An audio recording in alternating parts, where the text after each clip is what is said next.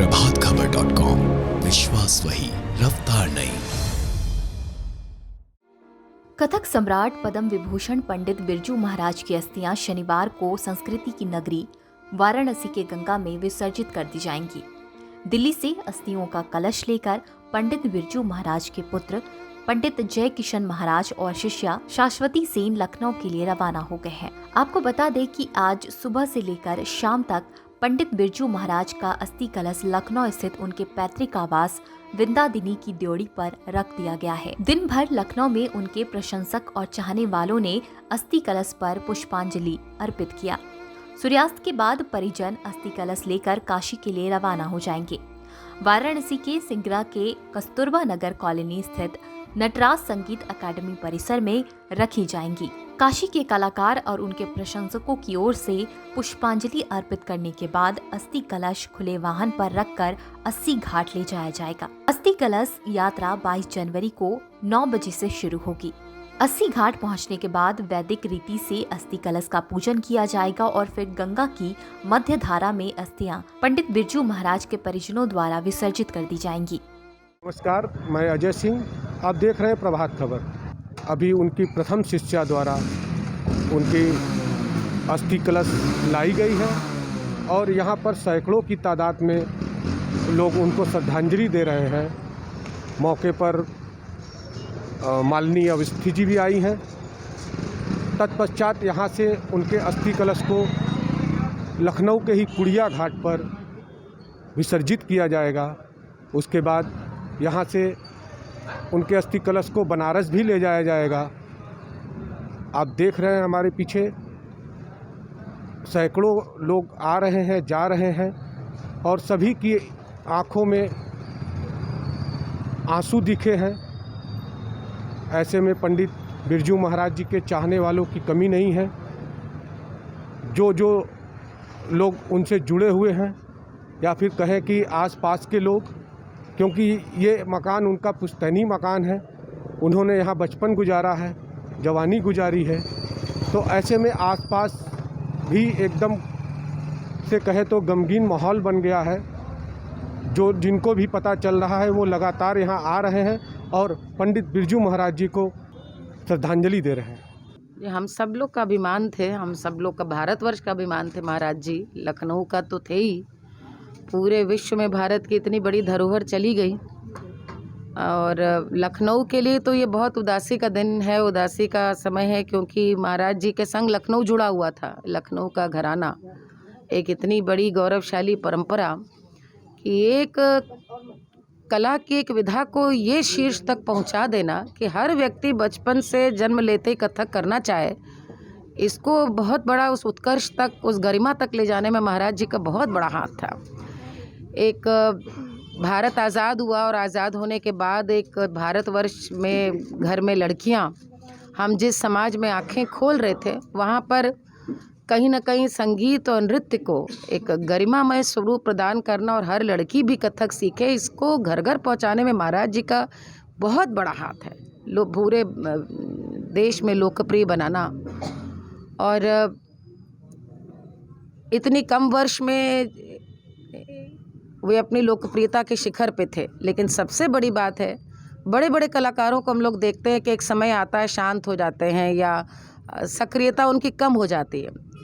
महाराज जी इतने बहुमुखी कलाकार थे कि जब तक पैर, तो पैरों से नहीं तो गा कर, हारमोनियम बजा कर सहज इतने थे कि वो कैसे भी उनकी कला को निकासी चाहिए था, उनको अभिव्यक्ति। वो उनकी अभी पिछले साल अभी वो पुस्तक उनकी आई है, ब्रज श्याम कहे, उनकी लिखी किताब, उनके ऐसे एक से एक ठुमरियाँ, लोगों ने कहा संकल्प आप उनका करिए।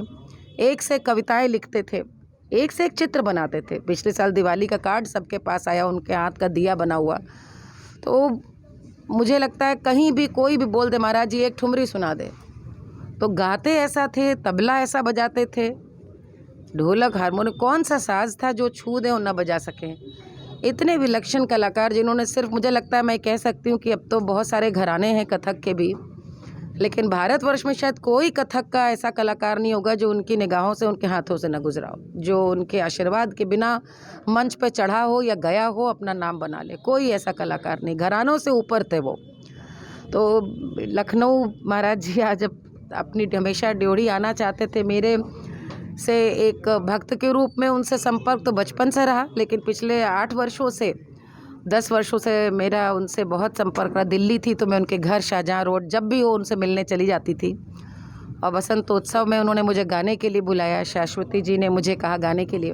आज हम लोग हमारे प्यारे गुरु, महान कलाकार, बेजोड़ कथक की दुनिया में, संगीत की दुनिया की एक ऐसी हस्ती जिसका कि कोई उपमा नहीं है, जिसके कि कोई पर्याय नहीं है। लय, नृत्य, संगीत, तबला, वादन, वोकल, हर तरह से इंस्ट्रूमेंटल, पेंटिंग, पोएट्री, हर फन के माहिर थे वो। और इस घर के कालका बिंदादीन घराना जिसको कहते हैं हम लोग, उनके भी 7वें पुश्त के थे।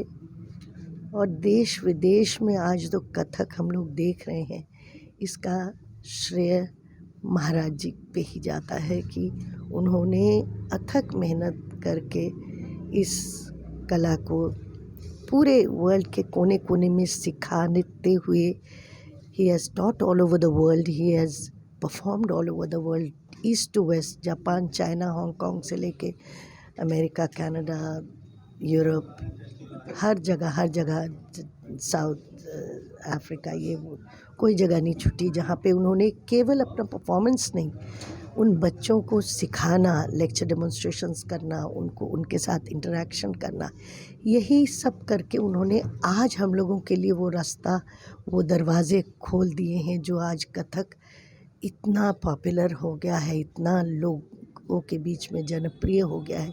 क्योंकि महाराज जी ने इस गहन कला को, इस मुश्किल कठिन जो लयकारी और विद्वता जिसमें थी, उसको भी उन्होंने बच्चे के हद तक समझाने के लिए उन्होंने सहजता से उसको बना दिया। नेचर के साथ मिला के, क्रीचर्स के साथ मिला के, लय को उन्होंने हर रूप में सजाया, बनाया और उनको जनसाधारण तक आज हर बच्चा, हर बड़ा कथक को, केवल कथक एक टाइम पे विद्वान लोगों का समझने की जगह थी, पर महाराज जी के इस नज़रिए से, और उन्होंने अनेकों नृत्य नाटिकाएँ बनाई जिससे कि लोग जो बिल्कुल कथक को समझ नहीं पाते थे, वो उन्हें रुचि मिली, वो लोग भी इस विधा से जुड़ते चले गए।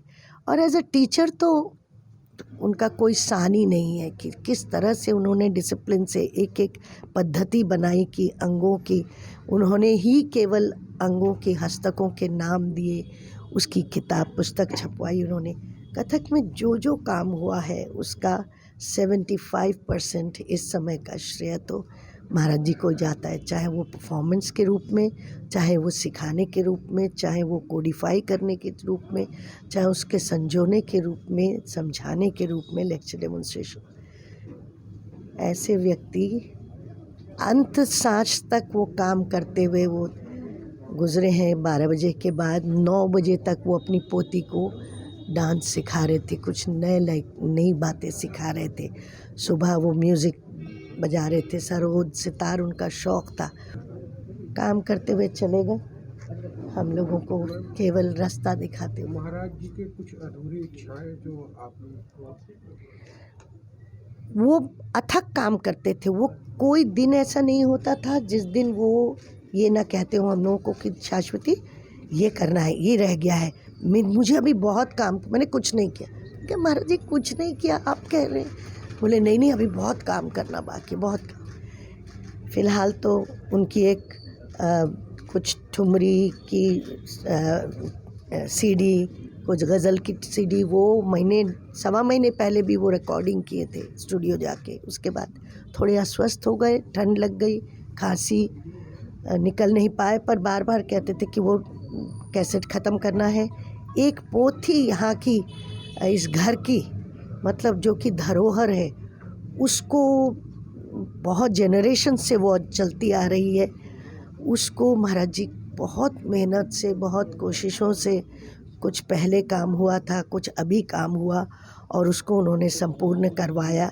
हालांकि प्रिंट होके बाहर नहीं आई, पर उसका पूरा उसकी पेंटिंग्स उन्होंने खुद की, उसके अंदर की बंदिशें जो संस्कृत के ट्रांसलेट करके हिंदी, सहज हिंदी में सब काम वो करके गए। पर हाँ, जैसे इसको प्रिंट कराना हमारा दायित्व है, महाराज जी की रिकॉर्डिंग्स जो वो उनकी इच्छा थी वो सब हमारे दायित्व में है कि हम उनको निकालें, उनको संजोएं।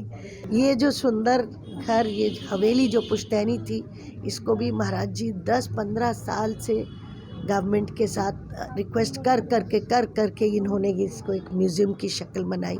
बोले कि पता नहीं हम रहेंगे, हमारे बच्चे, हमारे भाई लोग ना रहें, उसके बाद की जनरेशन कम से कम इसको उसी रूप से देख सके, दुनिया देख सके, हम लोग रहें ना रहें, पर ये चीज़ ज़िंदगी भर बरकरार रहे। तो हम सोचते हैं और अब तो और ज़्यादा उम्मीद करते हैं कि गवर्नमेंट इस पे और ज़्यादा, सरकार इसको और सुंदर बनाने की कोशिश करेगी। इसमें भी बहुत काम बाकी है। आज हम सब के लिए, पूरे कथक वर्ल्ड, पूरे आर्ट वर्ल्ड के लिए बहुत ही दुख का समय है ये।